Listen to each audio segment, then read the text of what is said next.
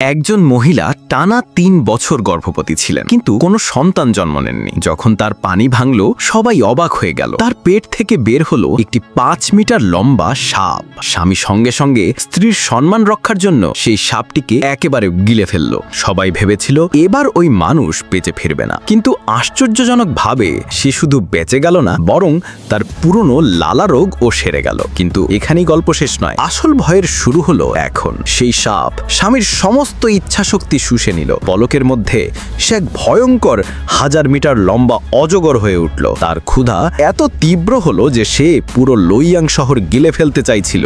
মহিলা আতঙ্কে জমে গেলেন। তিনি কখনো ভাবতেও পারেননি যে 3 বছর তার গর্ভে বেড়ে ওঠা সন্তান এভাবে দানব হয়ে যাবে। তার হৃদয় ভেঙে গেল। তিনি অনুভব করলেন এটি তাদের পূর্বপুরুষের সম্মান ও ধুলোয় মিশিয়ে দেবে। ভয় আর হতাশার মধ্যে তিনি এক সিদ্ধান্ত নিলেন। তিনি এবং তার স্বামী দুজনেই একসাথে মৃত্যুকে আলিঙ্গন করবেন। সেই মুহূর্তে স্বামী স্ত্রী আত্মাহুতি দিলেন। তাদের মৃত্যু হতেই অজগর ভীষণভাবে কেঁদে উঠল। সে দুঃখে ভেঙে পড়ল।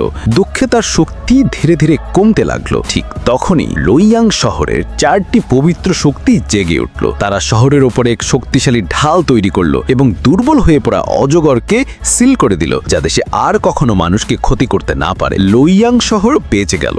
সবাই ভেবেছিল এবার বিপদ চিরতরে কেটে গেছে, কিন্তু 1000 বছর পর বরফে ঢাকা পাহাড়ে হঠাৎ প্রবল কম্পন শুরু হলো।